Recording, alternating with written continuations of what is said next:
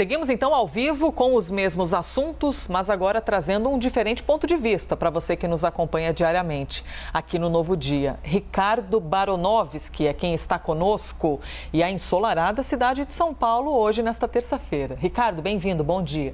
Olá, Elisa. Olá a todos que nos acompanham. Começamos falando sobre o PSDB, Ricardo, e para na sequência ver se você traz para a gente aqui uma grande informação que possa acabar com esses problemas das prévias do PSDB. O partido afirmou que a votação para a escolha do candidato à presidência vai ser sim concluída e que deve ocorrer até o próximo domingo. Só que Eduardo Leite, governador gaúcho, se disse surpreso com a informação e afirmou que ainda não há um acordo. Vamos ouvir o que ele disse. Estou sendo surpreendido pela sua informação sobre nota, porque, na verdade, não tem nenhum acordo ainda firmado sobre sistema de votação, né? Não tem como se dar um acordo sobre uma ferramenta que não se conhece. Eu estou tomando conhecimento agora, no final das reuniões que foram produzidas, que se pretende, além de não concluir o processo amanhã, mudar o aplicativo para uma empresa privada que eu não conheço e aqueles que eu busquei relatos não me deram também certidões e certificações da empresa.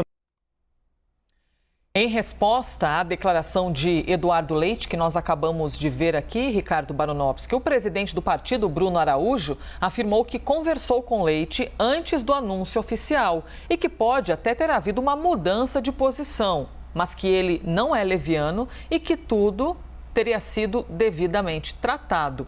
Em nota, João Dória afirma que apoia as soluções anunciadas pelo presidente do PSDB, o Bruno Araújo.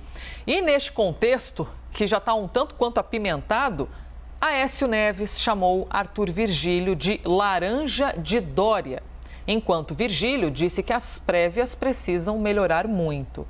Ricardo Baronovski, nessas horas, quem tem a missão de fazer pergunta nem sabe por onde começar, né? Porque são tantos acontecimentos e tantos aparecimentos de um que fala uma coisa que outro que fala outra. No fim das contas, não existe ainda o candidato, o aplicativo deu problema e, por enquanto, em teoria, parece que até domingo está resolvido.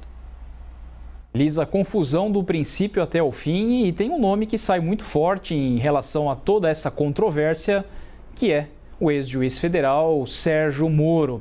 Ele faz um voo tranquilo pela terceira via, tendo em vista que o PSDB é o principal concorrente. Na verdade, o PSDB ele não vai combater a polarização e o discurso do PSDB, a gente viu isso nos debates aqui da CNN, de atacando Lula, de atacando Bolsonaro, mas ele não menciona o Sérgio Moro, porque a disputa aqui está para quem vai para o segundo turno. Então esse é o ponto. Isso favorece muito a candidatura do Moro, que não tem adversários, não tem contraditório, segue realmente um voo tranquilo. Mas não deixo aqui de recordar que foi um marketing essas eleições, a publicidade dessas eleições intrapartidárias, que se voltou contra o próprio partido. Naquela expectativa de se autodeclarar o partido mais democrático de todos, de descortinar as eleições para que todos acompanhassem, na verdade foi um tiro no pé, se acirrou muitos os debates e aquela famosa história, roupa suja se lava em casa. É tudo que eles não estão fazendo, estão demonstrando o racha do partido, troca de farpas, ofensas, e realmente concordo aí com o Thiago Anastácio, né? Um partido que não consegue resolver um problema intrapartidário, fora dos muros a situação se agrava. E se agrava muito, porque quem for escolhido dentre esses três candidatos, na verdade são dois os mais fortes, terá a missão de unificar o partido. Isso é uma tarefa hercúlea e veremos as cenas dos próximos capítulos. Ricardo, eu até usei aqui um exemplo, fazendo uma comparação na esfera federal com o Thiago Anastácio, de quem seria o TSE do PSDB, não é? Porque quando o presidente da República acusou de ter havido fraude e tudo mais, o TSE era o responsável por chegar e falar, é o seguinte, não houve nada disso, temos provas que não houve, o TSE se posicionou. Mas e no caso do PSDB? Quem seria o TSE do PSDB? Porque o próprio candidato, nas prévias, Eduardo Leite, disse que há um histórico de que pode ter havido alguma ilegalidade nessas votações. Nesse caso, é o próprio partido que tem que resolver essa lambança, né? Em direito eleitoral, a gente diz que é um tema interna corporis, é um tema extremamente discricionário do partido e qualquer ingerência judicial sobre esse tema, até tivemos ameaças aí de judicialização do pleito interno, mas não faz o menor sentido, seria uma questão puramente discricionária, de conveniência e oportunidade do partido, e quem disse que o juiz ou eventualmente a Suprema Corte teria a melhor decisão para um tema que só interessa o próprio partido? Talvez fosse a hora de sentar, conversar, unificar, um espírito mais solidário, fazer uma chapa única, se é que eles pretendem ter força para fazer frente à terceira via. Muito bem, 8h52, vamos aqui com o próximo assunto. Eu vou trazer o STF para, na sequência, ouvir a sua opinião. Ricardo, o ministro do Supremo Tribunal Federal, Alexandre de Moraes, suspendeu a quebra de sigilo de Jair Bolsonaro, que havia sido determinada pela CPI da pandemia. Isso foi no mês de outubro.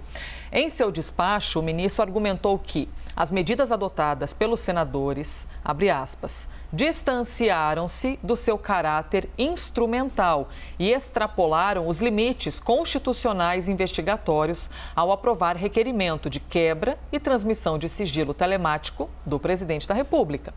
Moraes ainda afirmou que a Constituição impede a investigação do chefe do Executivo por comissões parlamentares. Ricardo, esse cenário de envolver o nome do presidente da República no mesmo balaio de Alexandre de Moraes é um tanto quanto espinhoso. Mas agora a gente está vendo um posicionamento diferente, não é? Ao menos do ponto de vista dos apoiadores do presidente da República. Para que fique muito claro, Elisa, esse foi um mandado de segurança, trago até o número 38.289, impetrado pelo próprio presidente Jair Bolsonaro contra algumas medidas que foram adotadas no relatório final. Tivemos algumas medidas aí, não só a quebra do sigilo telemático do presidente, mas também tinha um pedido, que daqui a pouquinho eu vou me debruçar sobre ele, que é um tema espinhoso, muito interessante para ser debatido, que seria a suspensão do acesso do presidente às suas contas em redes sociais. Começando pelo primeiro ponto, a decisão é extremamente bem fundamentada, acertou o ministro Alexandre de Moraes no tocante que os poderes instrutórios da CPI já foram esgotados. Dizemos no direito que houve uma eficácia exaurida.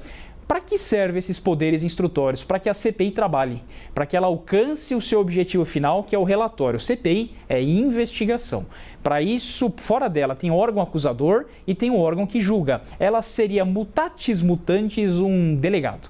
Ela faz a investigação, é inquisitório. Ou seja, se ela já relatou finalmente o seu parecer, não há mais sentido dessa quebra de sigilo. Ela, segundo o ministro Alexandre de Moraes, já alcançou o seu objetivo, que é o relatório final, que segue agora para os órgãos de persecução penal, que vão lá entender se é o caso ou não, de se proceder à acusação e futuramente houver o julgamento. Esse é o ponto.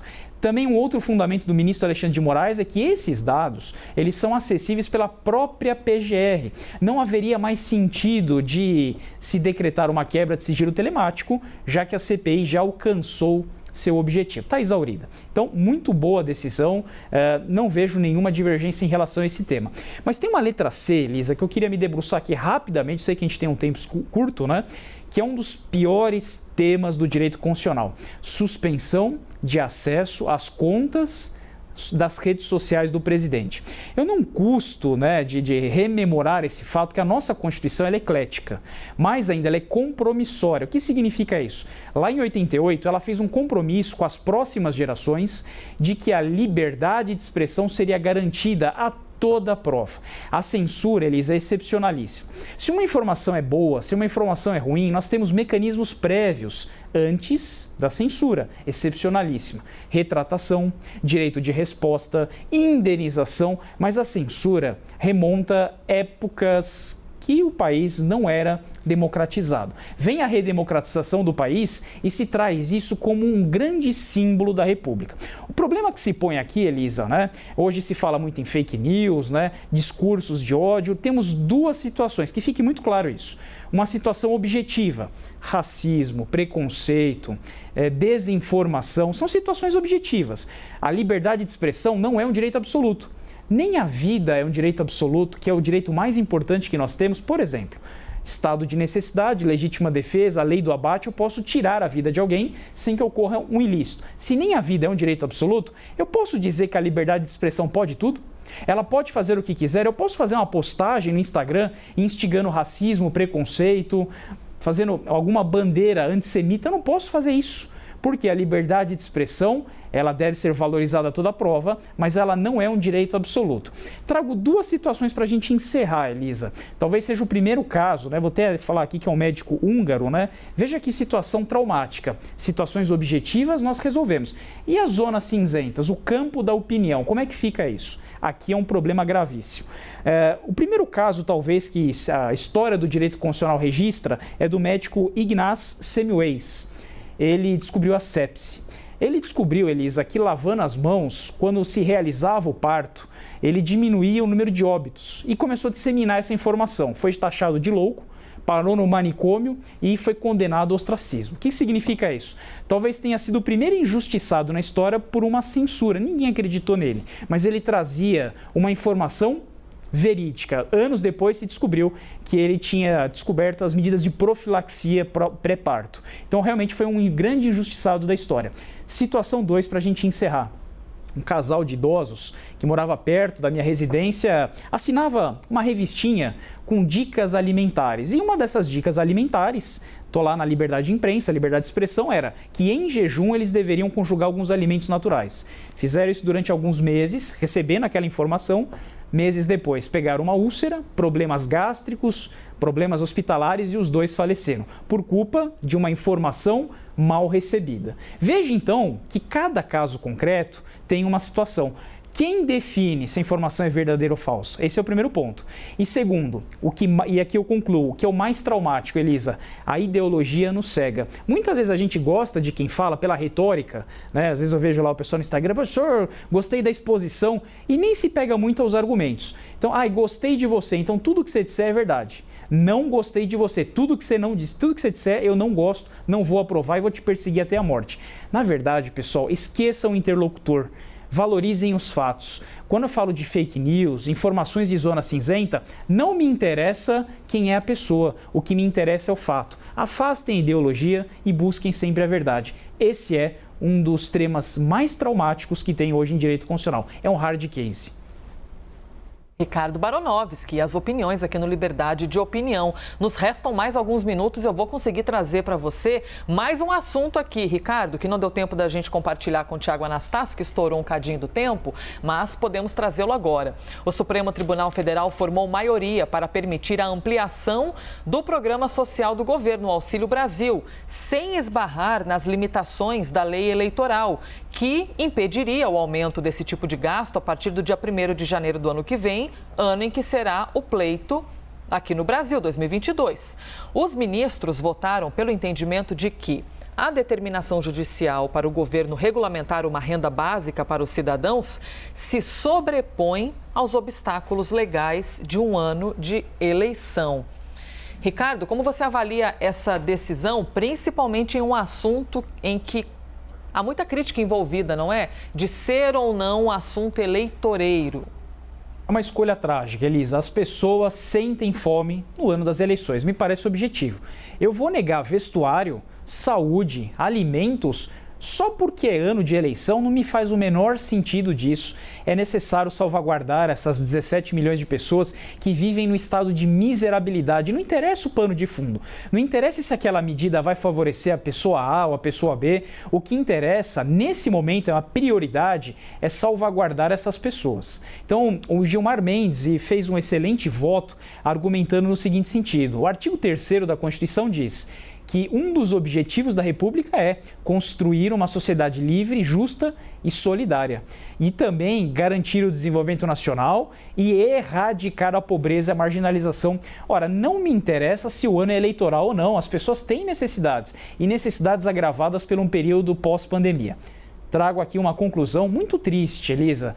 deste momento que estamos, em final de novembro, até os dias 2 e 30 de outubro, tudo que a gente debater nesse programa e outros programas terá como pano de fundo a disputa pelo poder. Não me interessa mais se a medida é boa, se ela tem amparo constitucional, se a jurisprudência se construiu de forma fundamentada. O que me interessa agora é a sede do poder. O país não vai até lá andar de frente. Eu prevejo, como constitucionalista, um dos piores anos para o país. O país está muito polarizado. Agora, então, um intenso debate de quem seria a suposta terceira via, e nós, até o dia 2 de outubro, infelizmente, andaremos de lado. Será mesmo que a preocupação dos governantes está em tocar o bem-estar e o interesse público primário, ou quem vencerá as eleições em 2022? Que os nossos representantes tenham essa solidariedade, porque a conta todos nós pagaremos. 9h02. Encerramos aqui então o nosso tempo do Liberdade de Opinião. Ricardo, obrigada, viu, por mais um dia. Ótima terça para você. Obrigado e até amanhã.